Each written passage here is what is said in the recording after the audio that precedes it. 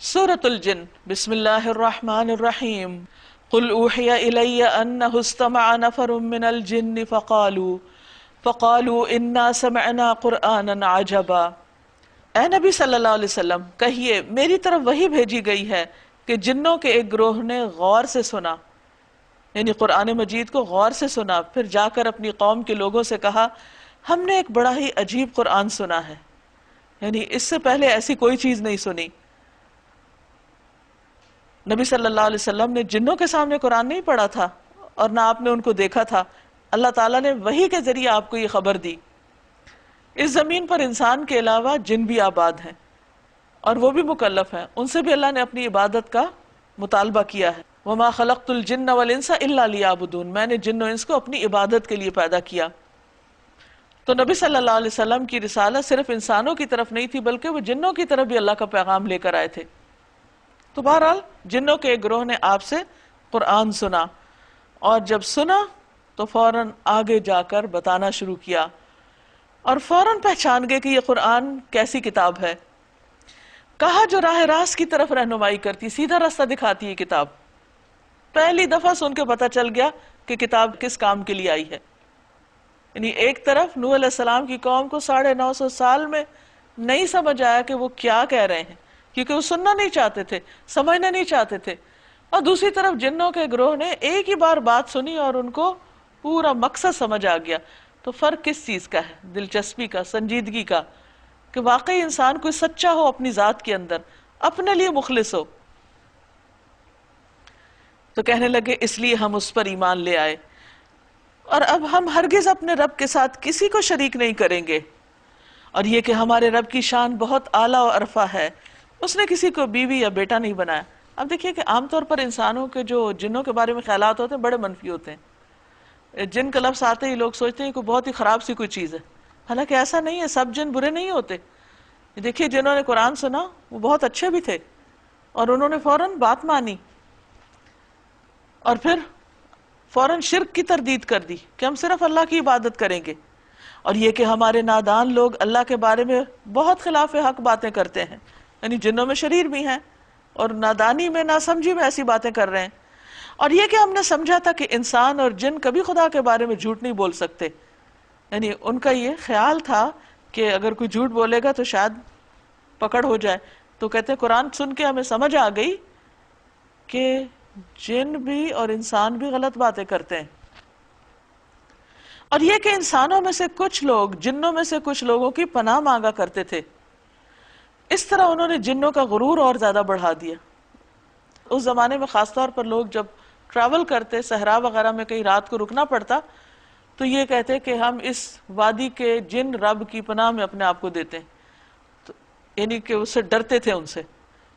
تو جنوں سے ڈرنے کی ضرورت نہیں، جو جنوں سے ڈرتا ہے وہ اس پہ حاوی ہوتے ہیں۔ اگر آپ ان کو بس اللہ کی ایک اور مخلوق سمجھیں، جیسے اور بہت سی مخلوق ہیں، تو پھر اس میں ڈرنے کی ضرورت نہیں رہتی۔ یعنی یہ انسانوں کی اپنی غلطی ہے، اپنا قصور ہے کہ انہوں نے جنوں کو سر پہ چڑھا رکھا ہے، یہ سمجھ کے شاید وہ زیادہ بڑی طاقت رکھتے ہیں۔ اور پھر خصوصی طور پر جب وہ ان سے پناہ مانگتے تھے کہ آپ ہمیں پروٹیکٹ کریں، تو جو شخص اللہ کی پناہ میں اپنے آپ کو دیتا ہے اسے کسی اور مخلوق سے ڈرنے کی ضرورت نہیں، کیونکہ اللہ کی پناہ سب سے زیادہ مضبوط ہے۔ اور یہ کہ انسانوں نے بھی ویسا ہی گمان کیا جیسا تمہارا گمان تھا کہ اللہ کسی کو رسول بنا کر نہ بھیجے گا،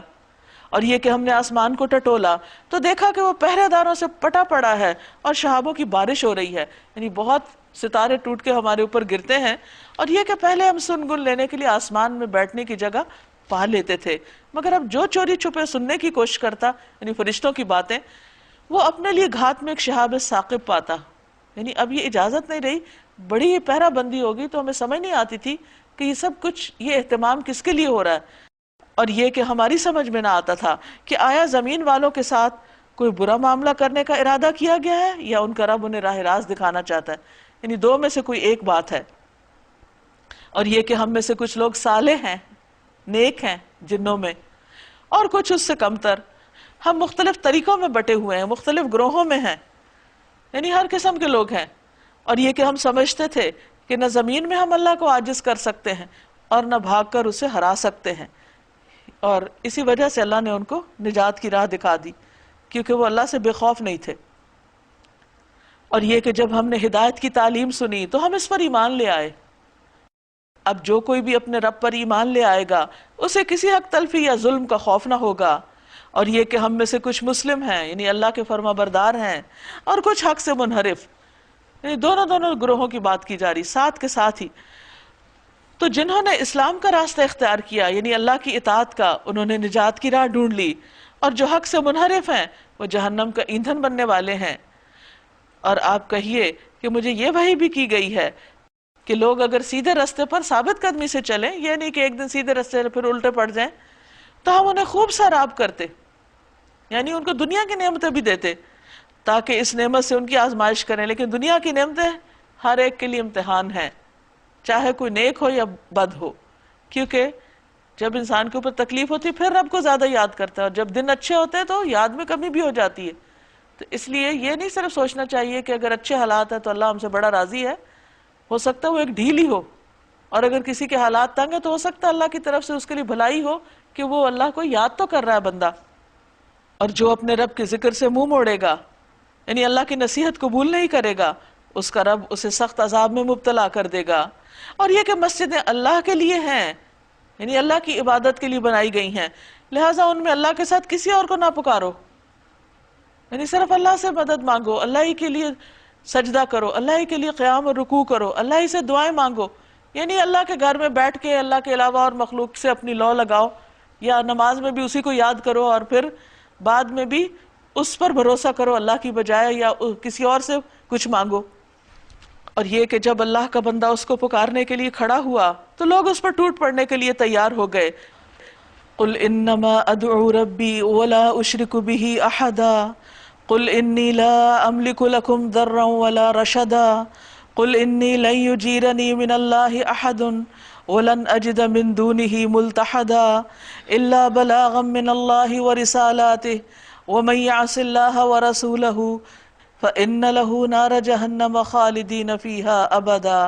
اے نبی صلی اللہ علیہ وسلم کہیے کہ میں تو اپنے رب کو پکارتا ہوں اور اس کے ساتھ کسی کو شریک نہیں ٹھہراتا، میں تم لوگوں کے لیے نہ کسی نقصان کا اختیار رکھتا ہوں نہ کسی بھلائی کا۔ کہو مجھے اللہ کی گرفت سے کوئی نہیں بچا سکتا، اور نہ میں اس کے دامن کے سوا کوئی جائے پناہ پا سکتا ہوں۔ میرا کام اس کے سوا کچھ نہیں کہ اللہ کی بات اور اس کے پیغامات پہنچا دوں۔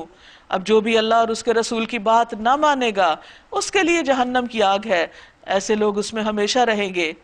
یہ لوگ اپنی اس روش سے باز نہ آئیں گے یہاں تک کہ جب اس چیز کو دیکھ لیں گے جس کا ان سے وعدہ کیا جا رہا ہے تو انہیں معلوم ہو جائے گا کہ کس کے مددگار کمزور ہیں اور کس کا جتھا تعداد میں کم ہے۔ کہو میں نہیں جانتا کہ جس چیز کا تم سے وعدہ کیا جا رہا ہے وہ قریب ہے یا میرا رب اس کے لیے کوئی لمبی مدت مقرر فرماتا ہے۔ وہ عالم الغیب ہے، اپنے غیب پر کسی کو مطلع نہیں کرتا سوائے اس رسول کے جسے اس نے غیب کا کوئی علم دینے کے لیے پسند کر لیا ہو، تو اس کے آگے اور پیچھے وہ محافظ لگا دیتا ہے تاکہ وہ جان لے کہ انہوں نے اپنے رب کے پیغامات پہنچا دیے اور ان کے پورے ماحول کا وہ احاطہ کیے ہوئے ہے، اور ایک ایک چیز کو اس نے گن رکھا ہے، یعنی سب کی نگرانی ہو رہی ہے کون اپنی ڈیوٹی کس طرح انجام دے رہا ہے۔